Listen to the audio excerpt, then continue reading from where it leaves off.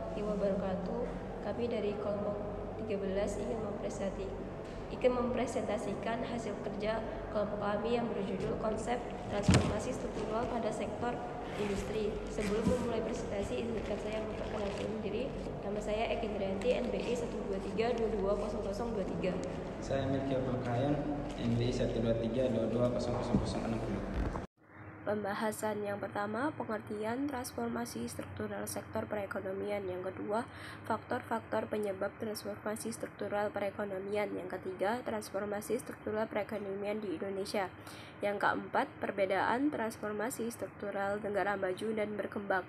Yang kelima, dampak dari transformasi struktural. Pengertian transformasi struktural sektor perekonomian. Secara umum, transformasi struktural berarti suatu proses perubahan struktur perekonomian dari sektor pertanian ke sektor industri atau jasa dengan relasi positif antara pertumbuhan output dan produktivitas yang dinamis sebagai motor utama penggerak pertumbuhan ekonomi, di mana masing-masing sektor akan mengalami proses transformasi yang berbeda-beda. Faktor-faktor penyebab transformasi struktural perekonomian. Faktor internal. A. Dari sisi permintaan agregat, faktor yang sangat dominan adalah peningkatan tingkat pendapatan rata-rata masyarakat yang perubahannya mengakibatkan perubahan dalam selera dan komposisi barang-barang yang dikonsumsi. B. Dari sisi penawaran agregat, faktor utamanya adalah perubahan teknologi dan penemuan bahan baku atau material baru untuk berproduksi yang memungkinkan untuk membuat barang-barang baru dan akibat relokasi dana investasi serta sumber daya utama lainnya. Faktor eksternal. A. Kemajuan teknologi yang mempertinggi produktivitas kegiatan-kegiatan ekonomi. B. Perubahan struktur perdagangan global yang antara lain disebabkan oleh peningkatan pendapatan dunia dan dampak dari kebijakan mengenai perdagangan regional dan internasional. Faktor lain-lain. Peningkatan dalam taraf pendapatan dan taraf hidup penduduk, intervensi pemerintah, kebijakan yang berpengaruh langsung terhadap perubahan struktur ekonomi adalah kebijakan pemberian insentif bagi sektor industri atau tidak langsung lewat kegiatan infrastruktur. Kondisi dan struktur awal ekonomi dalam negeri. Basis ekonomi suatu negara yang awal pembangunannya ekonominya sudah memiliki industri dasar yang relatif kuat akan mengalami proses industrialisasi yang lebih cepat. Transformasi struktural perekonomian Indonesia. Proses perubahan struktur ekonomi di Indonesia sejak era Orde Baru hingga saat ini berlangsung dengan cepat. Namun pertumbuhan ekonomi tidak selalu diimbangi dengan pertumbuhan struktur tenaga kerja yang seimbang, yang dapat menyebabkan kemiskinan dan eksploitasi sumber daya manusia di sektor pertanian. Meskipun terjadi perubahan mendasar dalam sektor ekonomi, masih ada kekhawatiran terkait ketimpangan dalam pembangunan ekonomi. Perubahan struktur perekonomian di Indonesia ditandai dengan penurunan pangsa sektor pertanian atau sektor primer, peningkatan pangsa sektor industri atau sektor sekunder, dan pangsa sektor jasa yang relatif stabil namun akan meningkat seiring dengan pertumbuhan ekonomi. Transformasi ekonomi menjadi indikator pembangunan ekonomi di suatu wilayah. Jika terjadi transformasi, itu menunjukkan adanya pembangunan ekonomi yang perlu dikembangkan lebih lanjut.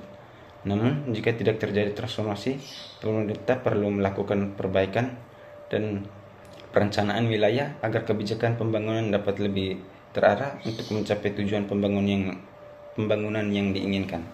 Perbedaan transformasi struktural negara maju dan negara berkembang. Yang pertama, transformasi struktural di negara maju.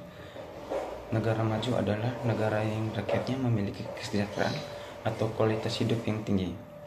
Contoh negara maju yaitu Amerika Serikat, Prancis, Jepang, Korea Selatan, dan lain-lain. Negara-negara maju ini mengalami proses pertumbuhan yang panjang dalam perekonomiannya, terutama terkait dengan pertumbuhan PDB-nya. Ciri-ciri negara maju. Yang pertama, aktivitas perekonomian menggunakan sarana dan prasarana modern. Yang kedua, pemerataan pendapatan. Yang ketiga, pendidikan dan keterampilan penduduk yang cukup tinggi. Yang keempat, tingkat pertumbuhan penduduk rendah. Yang kelima, angka harapan hidup tinggi. Yang kedua, transformasi struktural di negara berkembang. Negara berkembang adalah negara yang rakyatnya memiliki tingkat kesejahteraan atau kualitas hidup, taraf sedang atau dalam perkembangan. Ciri-ciri negara berkembang. Yang pertama, pada umumnya aktivitas masyarakat menggunakan sarana dan prasarana tradisional.